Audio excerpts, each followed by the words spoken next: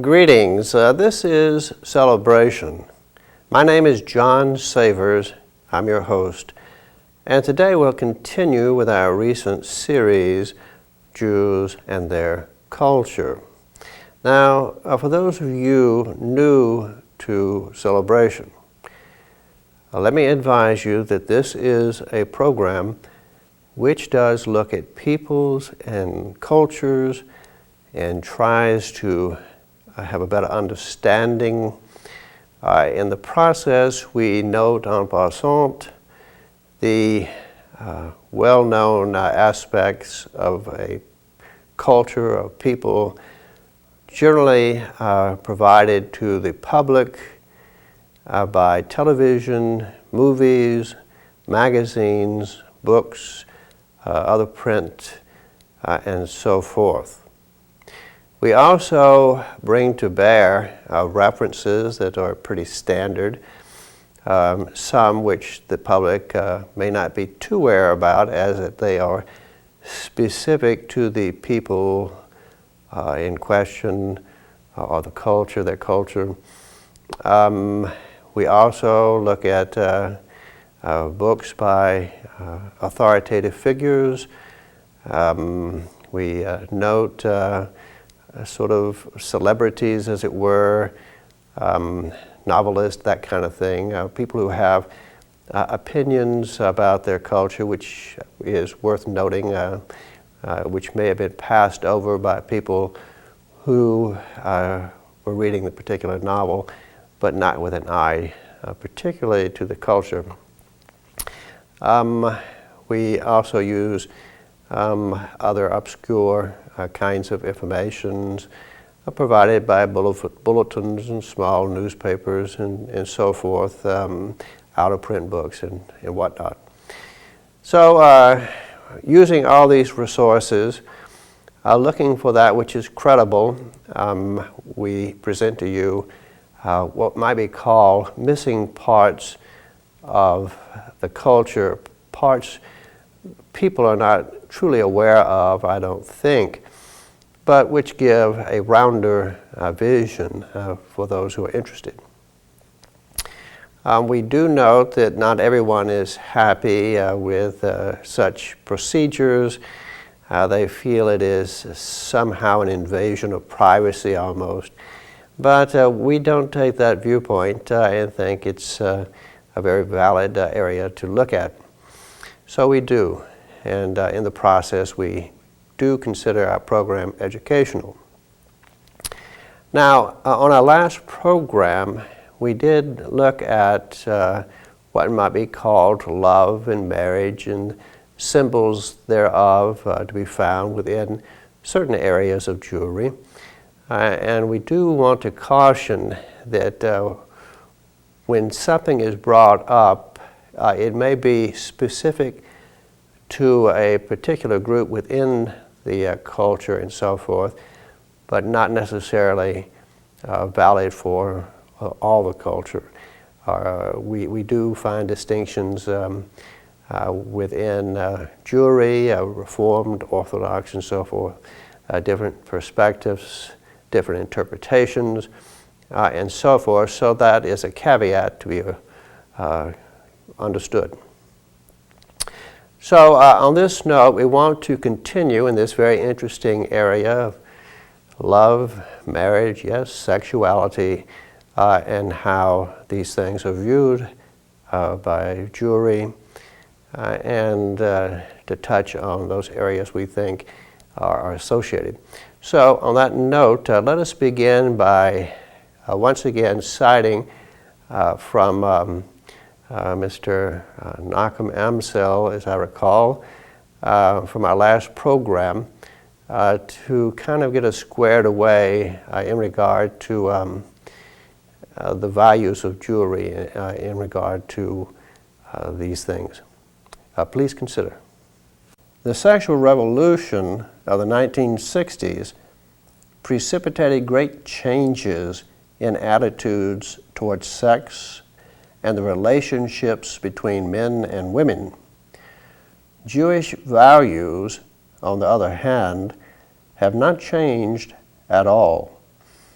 by definition, they are constant and have remained the same for more than 3,000 years since they were given to Moses and the Jewish people. Now this is a citation from Nachum Amsel, the Jewish Encyclopedia of Moral and Ethical Issues, page 260.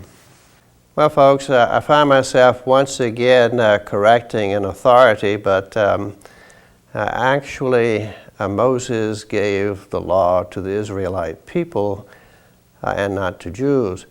But we do also want to bring up the sort of anomaly because of the heavy participation of Jews in the so-called sexual revolution by means of movie entertainment and other audiovisual modes, through magazines and print and such.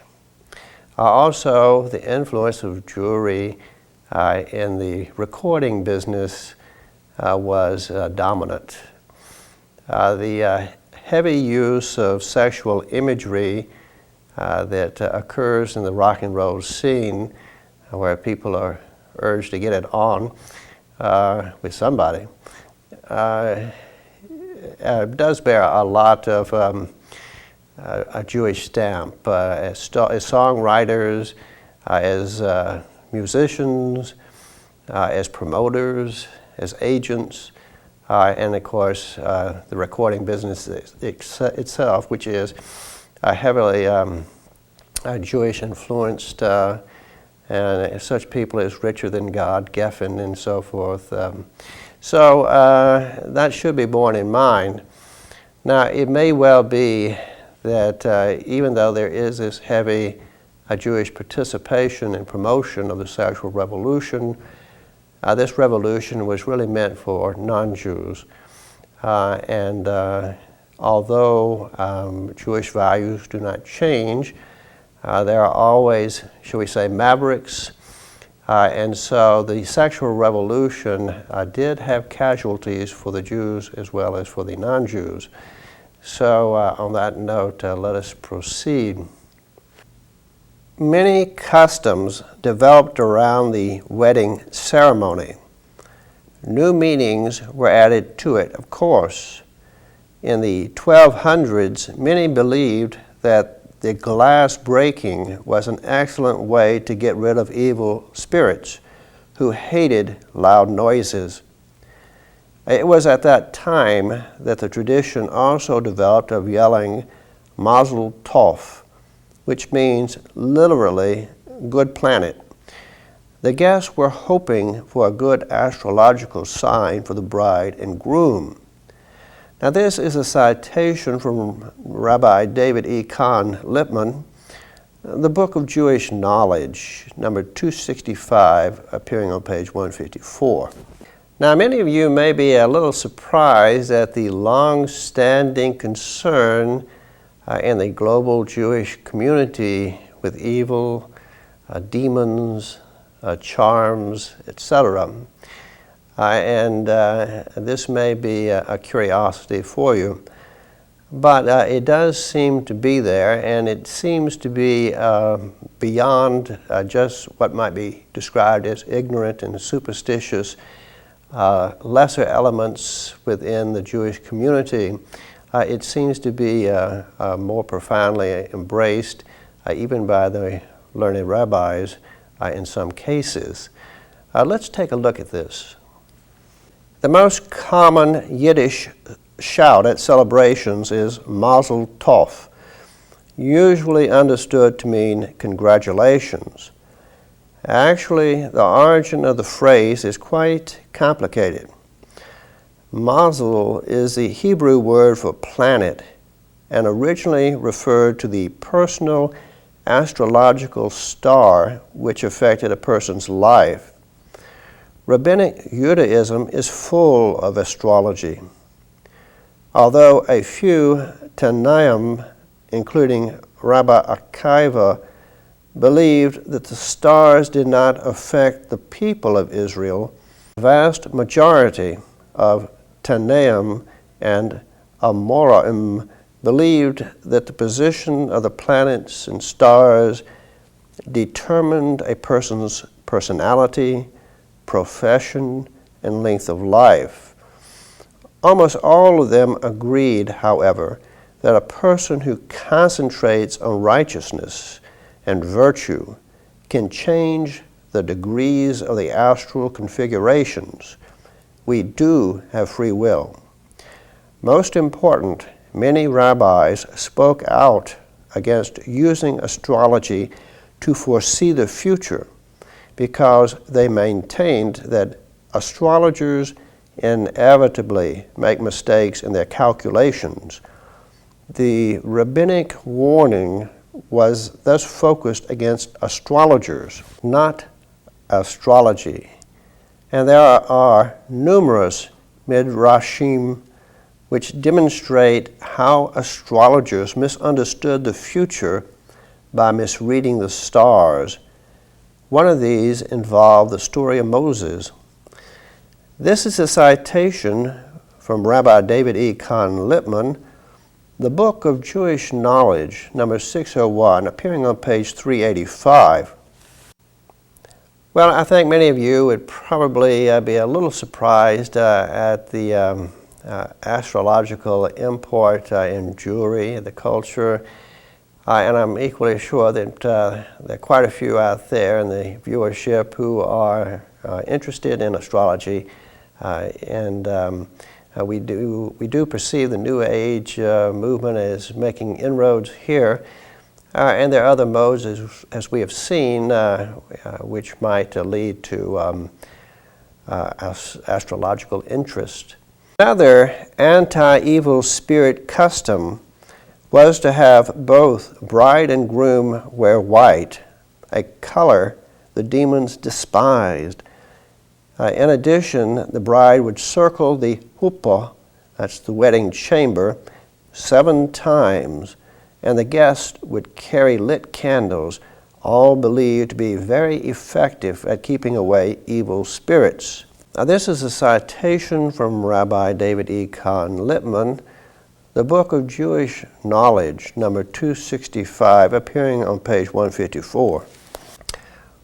Well, it would seem that the reason that demons, and I might add demonic people, hate white is that it has a symbol of purity, which is despised by same.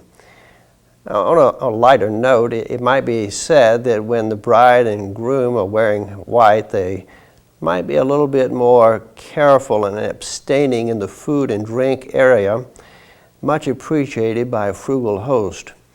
But at any rate, let's go forward.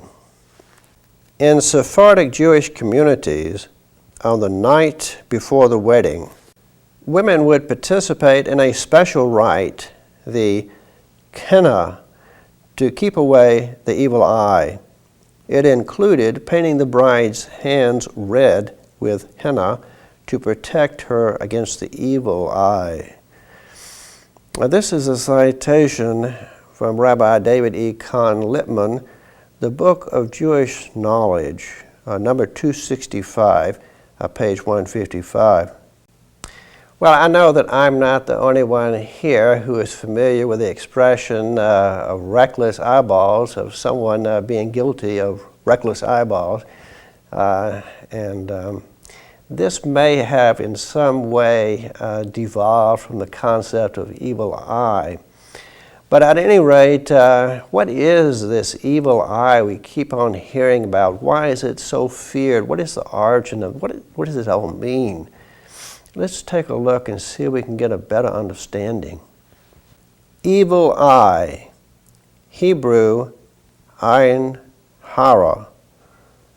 Originally, the glance of an evilly disposed person who has the power of harming someone through a spiteful look, but in Jewish folklore, often thought of as an independent, malicious force which stalks the world and is associated with the demonic. This force emanates from a bad angel which is called into being by an evil glance. Some people are thought to be especially prone to cast the evil eye on others, and they should be avoided, since out of 100 deaths, 99 are caused by the evil eye. Certain kinds of behavior draw the envy of others and expose one to the evil eye.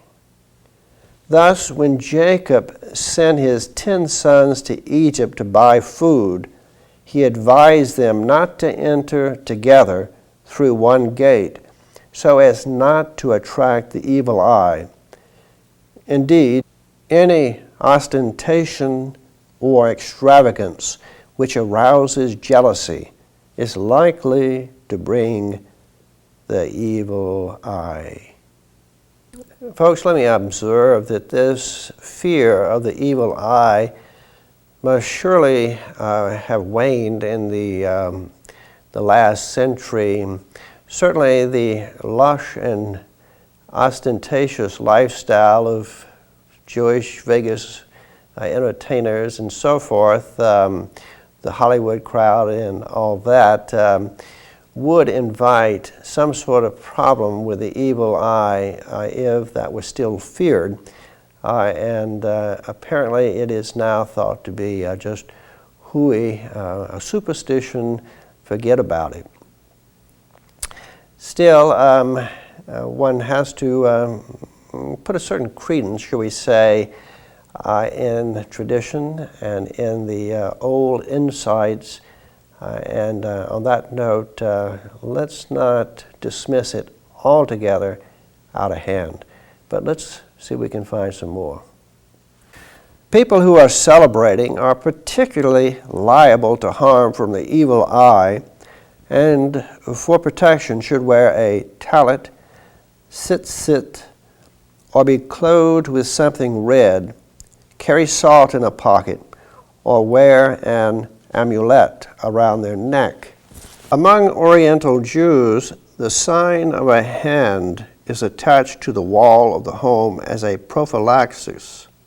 Children used to be given ugly names to keep the evil eye away. A bridegroom should not be left alone on the day of his wedding, but if he walks backwards, he will be able to avoid the evil eye. A favorite way of removing the spell of the evil eye is to recite various formulae over the person affected and spit 3 times so that the evil eye and whoever used it is exiled into wild, uninhabited places. In order to avoid giving the evil eye to someone who is being praised, it is customary to add the words "without the evil eye" to one's remarks. In Hebrew, this is belai ayin hara, and in Yiddish it is often expressed in the more garbled form of kenaina hor. This is a citation from Alan Unterman, Dictionary of Jewish Lore and Legend. Evil eye, page 74. Well, we have seen that a new groom and his bride have much to be concerned about. There is, of course, the usual nervousness involved in such an event.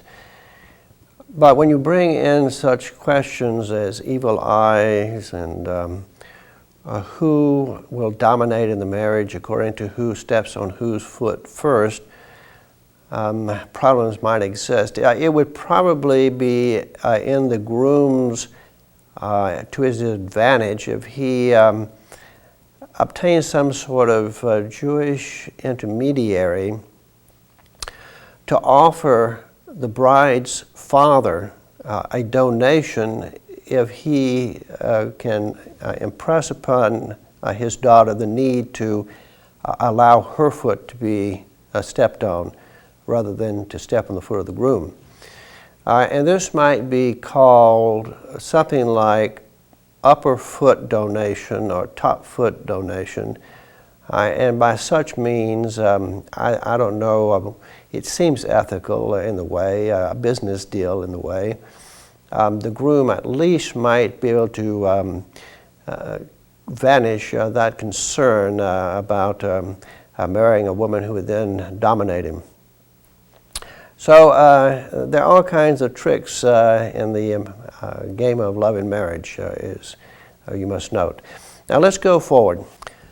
The first question that must be addressed is that of the sex act itself. Is it considered something good or evil in Judaism? On the one hand, some of the sources seem to be very negative. Ima Shalom was asked why all her children were beautiful, and she answered that it was because the sexual act with her husband took place at midnight in deepest secrecy, covering up as much as possible, with the demon compelling them. This response implies that the sex act was a necessary evil, something necessary for procreation, but not very positive. Rashi, based on the Talmud, explains that the use of the word destroy in the Torah connotes sexual relations. This heinous sexual sin, then, led to the destruction of the entire world. From Nachum Amsel, the Jewish Encyclopedia of Moral and Ethical Issues, page 260. Now, people, I am going to bring forth some data here which some of you may find disturbing. It is, to a certain extent, conjecturing on my part, but it seems to me that if a thoughtful set of parents wanted to be sure to protect the marital environments while it is taking place, the ceremony and so forth, they might make use of a supernatural entity. Let me go forth here and give you an example of what I have in mind, a citation.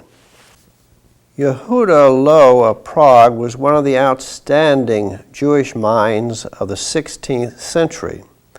He wrote numerous books on Jewish law, philosophy, and morality. Ironically, he is credited with the creation of a golem, an activity he would probably have opposed. A golem is a human figure created from clay and brought to life by use of the ineffable name of God. Since the letters of that name were considered to be the original source of life, it is thought possible for one knowledgeable in the secrets of the divine power to use them to create life. Discussions of golems go back to the Talmud. Rava is said to have created such a man. In the 16th century, numerous golems were said to have been created, but in each case, their power increased and threatened human life, so they were destroyed by their makers. Yehudah Loew of Prague was said to have created a golem to protect the Jewish community from blood accusations. It was close to Easter, and a Jew-hating priest was trying to incite the Christians against the Jews. The golem protected the community from harm during the Easter season. However, the creature threatened innocent lives, so Yehudah Loew removed the divine name, thus rendering the golem lifeless. Today, someone who is large but intellectually slow is sometimes called a golem. This is a citation from Rabbi David E. Kahn Lippman, The Book of Jewish Knowledge, number 418, appearing on page 240. Well, from this lore and legend, one can easily understand how the notion of the Frankenstein and Baron Frankenstein, Dr. Frankenstein, and his monster might have been related. Also, we can see perhaps something of the reason for Hollywood's interest in, shall we say, monster movies. Golem, a Hebrew for unformed. Artificial man made through Kabbalistic magic. In Yiddish usage, the term is one of abuse and means a zombie. Earth from virgin soil was shaped into the form of a man. Dances were performed around it, while names of God or letter combinations of the Sefer Yetzirah were chanted. Once the golem arose, it was animated by writing the Tetragrammaton on a piece of paper which was placed under its tongue, or by engraving a Hebrew word on his forehead. Making a golem was one of the stages of development for the adept of practical Kabbalah and a goal of practitioners of alchemy. 2 Talmudic rabbis used to create an artificial calf every Friday to eat on the Sabbath. This is a citation from Alan Unterman, Dictionary of Jewish Law and Legend, page 86.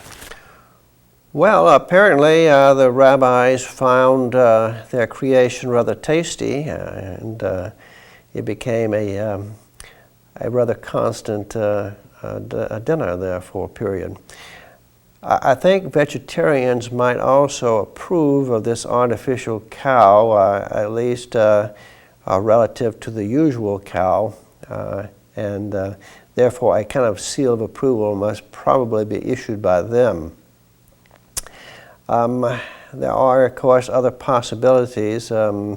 It would seem possibly easier to make a chicken than a cow, and since chickens are also favored in the Jewish culture, I would think that might be also on the menu.